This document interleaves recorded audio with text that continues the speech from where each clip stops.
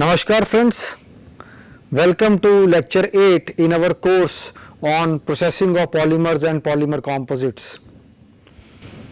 Just to give you a glimpse of what we have covered already, we have covered the basic properties of thermosets and thermoplastics.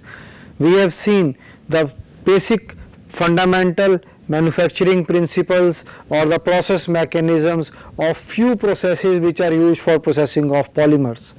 Just to revise, we have covered, if you remember, casting process for polymers. We have covered thermoforming process for polymers. We have also covered in the last session, if you remember, extrusion process for polymers. So, three processes we have already covered. Those are casting, thermoforming and extrusion. Now our target is to discuss the fourth process, which is a widely used commercial process, that is compression molding. As the name suggests, compression, we are going to apply compressive force on the plastic to deform it as per the shape of the product. The three basic principles or three basic steps will remain the same. That is, we have to heat the plastic, we have to deform it, form it as per the shape of the mold, and we have to cool it depending upon the requirement, whether we are using a thermoset or we are using a thermoplastic. In case of thermoset, we will keep our mold hot for the entire process cycle. In case of thermoplastics, we will allow it to cool down so that the product may get solidified. So, depending upon the requirement, what type of requirement we have, but the three stages or three steps will remain the same. We have to heat the plastic, we have to deform it by changing its shape, and finally we have to cool it so that it takes the desired shape of the product. So, we will see in compression molding what is the process details, what type of machine is used or what is the schematic of the machine. Then we will see what are the types of molds that are used. Then finally we will see what are the advantages, what are the limitations, and what are the application areas of compression molding process. So, we will also try to understand the process with the help of a small animation in which we will see that how the process actually operates, how the upper half of the mold and the lower half of the mold combine and apply pressure on the molten plastic to give it the desired shape. So, let us start our discussion on compression molding today. Compression molding process is one of the low cost molding process. Why is it low cost? Because of the setups that we use, because of the control parameters that are there in compression molding, they are easy to control. And this low cost, we are comparing it with injection molding and transfer molding. So, maybe injection molding we have not covered till now, but maybe in the subsequent sessions we will talk about injection molding of plastics also. But as compared to injection molding process, compression molding is setup is comparatively cheaper, or maybe it is a low cost process as compared to injection molding. It is a high pressure forming process in which the molten plastic, now let us understand it word by word. Molten plastic is the first word.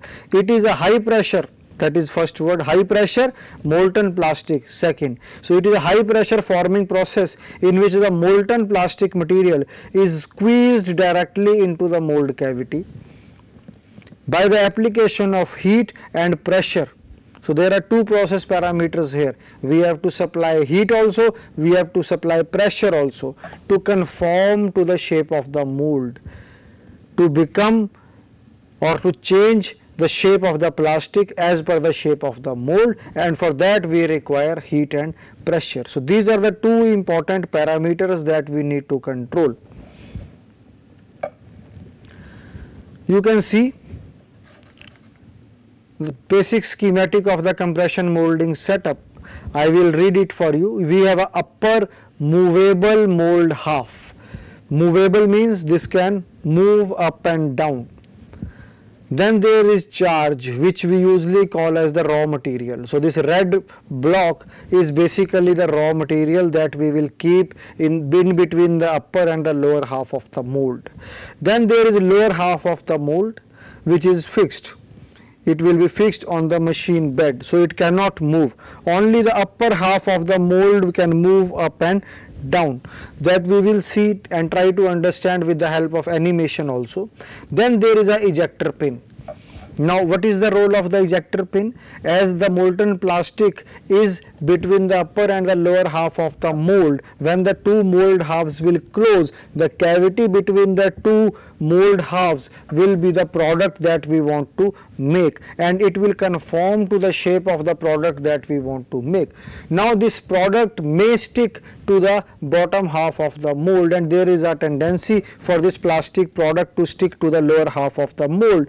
In that case, our ejector pin will be helpful. So the ejector pin will just give a slight tap. It can be pneumatically or hydraulically actuated. As soon as your process cycle is complete, that is, the product has been formed, the two mold halves now open, the product is there in between the two mold halves. This ejector pin will give a slight tap to the product, and the product will be removed from the lower half of the mold. So that is the basic purpose of providing the ejector pin. The second image on the right hand side is the closed position. This is the open position of the mold, and this is the closed position of the mold. In closed position, you can see the top half and the bottom half of the mold have matched.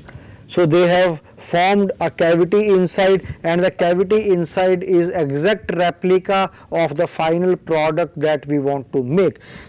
You can appreciate that this is a two-dimensional image of the compression molding setup. There will be a third dimension also. So basically we are seeing here, suppose this is the Z direction and this is the X direction. So we are seeing the Z and the X dimension of the product. There will be a Y dimension of the product also, which we will see in the animation, that we can make a completely 3D product using a compression molding setup. So you can appreciate now that this is a very simple process. The mold is divided into two halves. One is the lower half mold and another one is the upper mold half, and finally we put our raw material inside the two mold halves, and then we apply the pressure. Now this pressure is sustained pressure. As long as your product is not ready, we will keep this, so that we call as the holding time. When the two parts of the mold will be in matched position, that is the second diagram on the right hand side, you can see this diagram. So when they are in the closed position, as long as they are in the closed position, that time we call as the holding time. So we can control the temperature, we can control the pressure, we can control the holding time, and depending upon the type of the plastic that we are using as a raw material for the compression molding process, these three parameters will change. The temperature control will change, the holding time will change, as well as the pressure that we are applying will change. So we will now see that what are the process parameters that we can control and what are the types of molds that are used. But before going to all these specific details about compression molding, let us first read what I have already explained in the previous 2 or 3 slides. Now in compression molding of thermosets, the mold remains hot throughout the entire cycle. As soon as a molded part is ejected, a new charge of molding powder can be introduced. Now for the whole cycle, the mold will be in the hot condition. Now why in case of thermosets? As you remember, we have seen in our first week of discussion that there are two types or two broad categories of plastics, that is thermosets and thermoplastics. For thermosets to cure, we have seen that we add some hardener, we add some catalyst which accelerates the rate of curing. So the curing process for thermosets can be further accelerated if we do it under the hot condition or under higher temperature. So that is the basic principle, that when we are making a product out of a thermoset, then if we keep the mold under hot condition, our polymerization process is accelerated and there is a good amount of saving in terms of time. We can do it under ambient conditions also, but the curing process may take a larger or a longer time for the product to get solidified. But if we are doing it under hot conditions, the process gets accelerated and we save on time. We can make the same product with same mechanical properties but in a lower time or in a shorter time. Therefore, in case of thermosets specifically, we maintain the mold under hot conditions so that we save on time and are able to accelerate our product process cycle and make more number of products, maybe on hourly basis or on daily basis. So that is one thing that we have to keep in mind. On the other hand, unlike thermosets, thermoplastics must be cooled to harden. Now these are the two broad differences. Thermosets have to be kept hot to harden. Thermoplastics have to be cooled to harden. So in case of thermoplastics, if we are using as a raw material, so what we will do, we will put the thermoplastic charge inside the mold cavity, we will heat it, the thermoplastic will melt, we will apply pressure, thermoplastic will change the shape, take the shape of the mold, and finally we will cool the mold so that our product becomes hard and we can open the mold and take out the product. So that is the difference between the type of raw material. If thermoset is used, different process cycle. If thermoplastic is used, different process cycle. But the first two steps remains the same. That is, we have to heat the raw material and we have to deform it in the mold cavity. So the mold here is in two parts, the upper half and the lower half. So now to summarize, in compression molding thermosets, the mold remain hot. On the other hand, unlike thermosets, thermoplastics must be cooled to harden. So before a molded part is ejected, the entire mold must be cooled in case of thermoplastics, and as the result, the process of compression molding is quite slow with thermoplastics. So when we are using thermoplastics as a raw material, the process is slower because we have to cool the mold before we eject our final product from the mold cavity. Compression molding is thus commonly used for thermosetting plastics, such as, now what are the materials that are commonly used for compression molding process? Those are phenolics, urea, melamine and alkydes. It is not ordinarily used for thermoplastics as it has to be a slow process because we have to cool the mold after every cycle. However, in special cases such as when extreme accuracy is required, we want a very good surface finish, we want a very good dimensional accuracy, thermoplastics can also be compression molded. So that is one important point to keep in mind, that under what special circumstances thermoplastics are compression molded.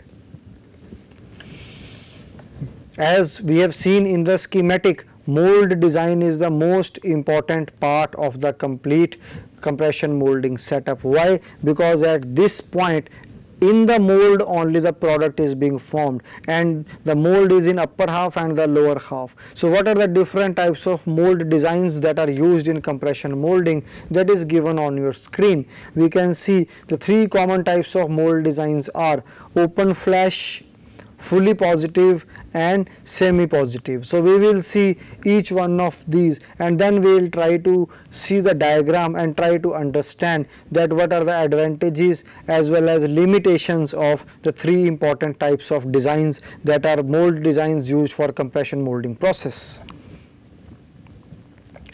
First type is the open flash type. In open flash mold, a slightly excess of molding material is loaded into the mold cavity. First point we should keep in mind, that as per the amount of charge required inside the mold cavity, we will keep slightly additional material inside the mold cavity. On closing the top and the bottom platens, that is the top and the bottom halves of the mold, the excess material is forced out and a flash is formed. Now flash is very common phenomenon in plastics, especially in compression molding. the excess material will come out between the small space that exists or small lines that exist between the upper and the lower half of the mold. So, this on closing the top and the bottom halves of the mold, the excess material will come out as a flash, and therefore, the name of the mold design is also open flash type of mold design. The flash blocks the plastic remaining in the cavity and causes the mold plunger to exert pressure on it. Now, once the additional part has come out or the additional powder or plastic has come out, it will avoid the other plastic to move out, and when the plunger is the top half of the mold is applying the pressure on the plastic, it will be a sustained pressure, it will be a uniform pressure, and it will help in the formation of a good quality compression molded product. So, that is one advantage of a open flash type of mold design. In case of fully positive molds, no allowance is made for placing excess powder in the cavity. So, here the metered amount, the exact amount of raw material is fed into the mold cavity. In case excess powder is loaded, the mold will not close. An insufficient charge, now we are seeing the two extremes. If we are adding additional raw material, as in case of open flash type of mold, what will happen? The mold will not close. Whereas on the other hand, if an insufficient amount of raw material or charge is added, it will result in reduced thickness of the final product, because if less material is there, the mold cavity may not fill completely and we may get a defective compression molded product. So, additional charge or additional raw material is not possible in case of fully positive, and if the amount is less than desired, even then we are getting a defective products or a defective product. A correctly measured metered charge must therefore be used with this mold. It is a disadvantage of the positive mold. Another disadvantage is that the gases liberated during chemical curing reaction are trapped inside and may show as blisters on the molded surface.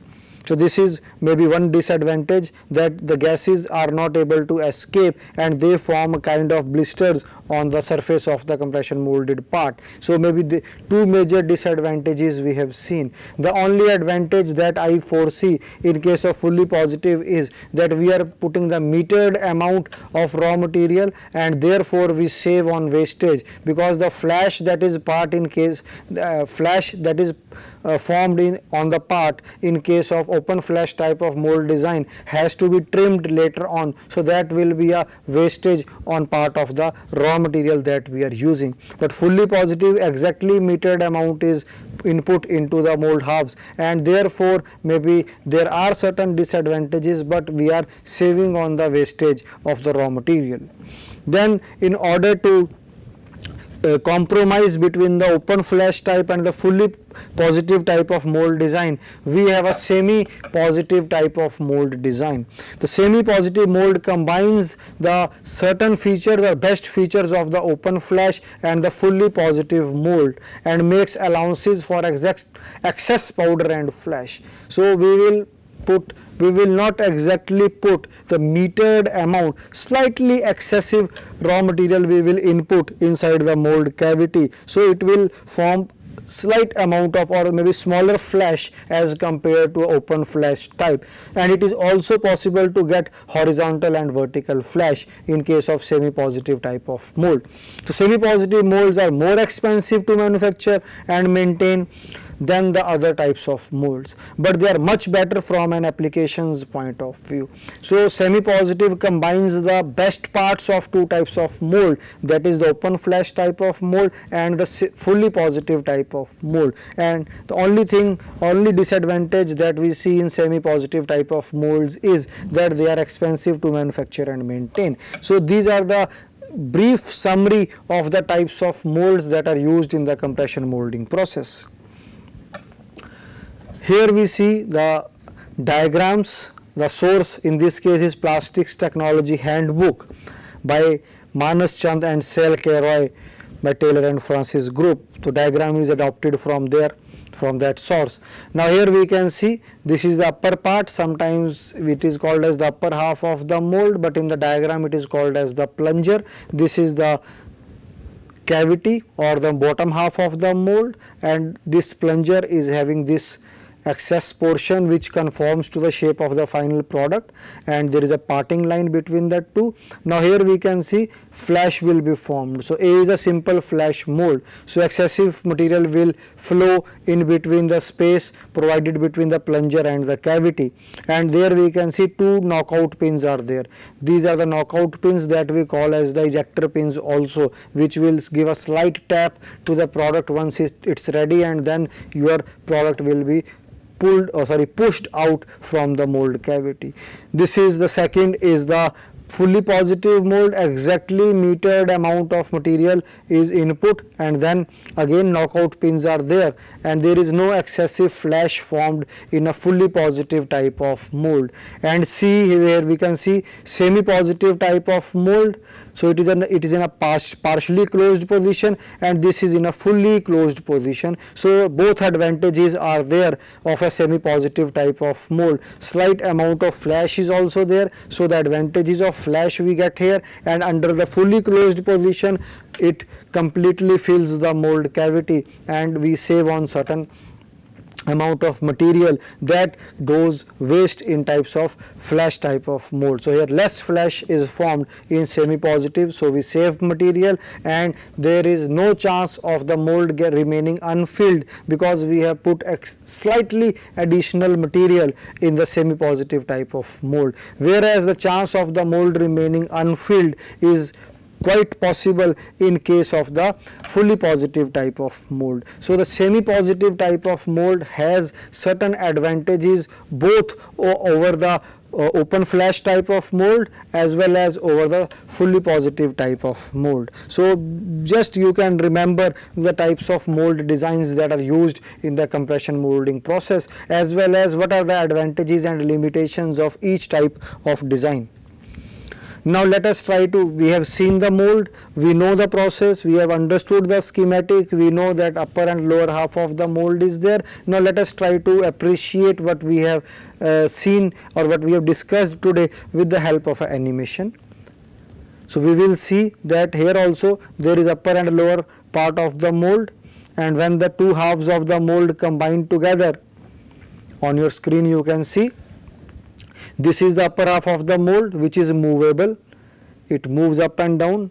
The raw material has come, it moves down, deforms it, apply the pressure, again a slug or raw material has come, it applies the pressure. Bottom half of the mold remains constant or stationary, only the upper half of the mold is moving. And here we have not shown the plunge this we can say the knockout pin or the ejector pin, but this is coming out and a completely three-dimensional shape is being formed, whereas this 2D motion is shown, but the third dimension also is there. So you can just have a look at the final product that is forming. See the final product that is forming, it is a three-dimensional product, and you can see the type of products that can be made using the compression molding setup. So I will close the simulation now. Now you can see that what type of product is formed. Now what are the important process parameters that we can control in case of compression molding process? We can see, depending upon the type of mold design we are using, we can control the amount of plastic material, that is the raw material that we are going to input, that is sometimes called charge.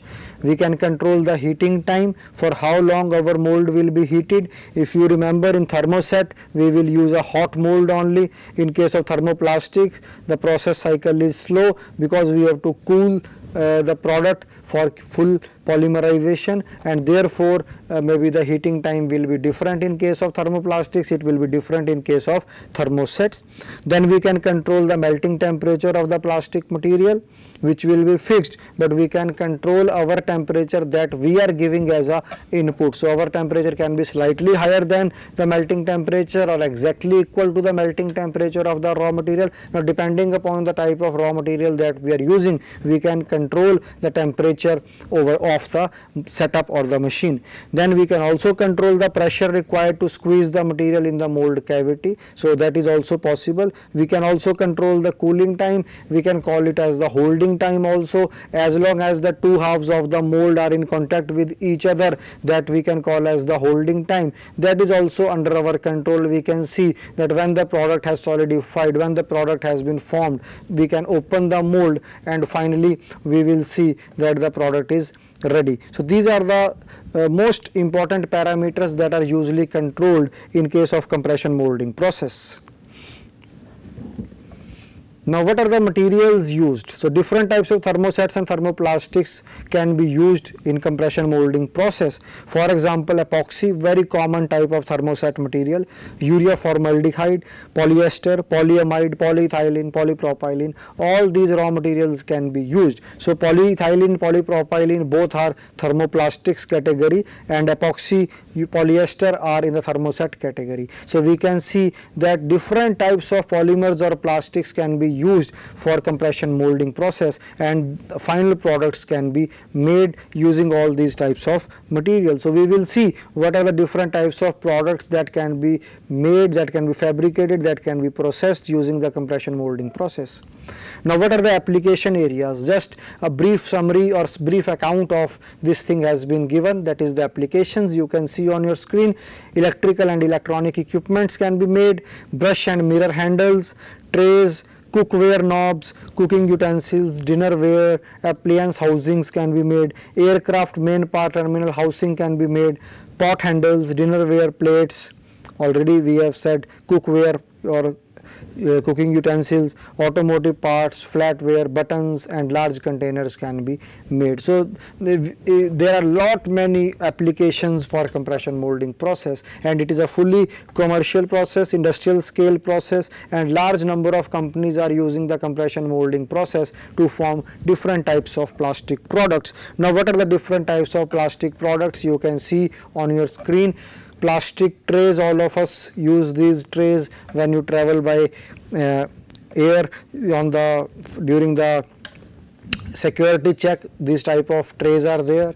So you can make different types of plastic caps also using compression molding process. Then even helmets, these are the carbon fiber reinforced composites. Right now our session is on compression molding of plastics, but when we will cover processing of polymer composites, there we will see how these carbon fiber composites are made and what are the changes in the process, especially to make composite parts. But here, as applications of compression molding, we can emphasize that compression molding can also be used for carbon fiber reinforced composites, and when we will go further in our discussion in this course, we will see specifically compression molding of carbon fiber reinforced composites, and you can see the different types of products that can be made using carbon fiber reinforced plastics.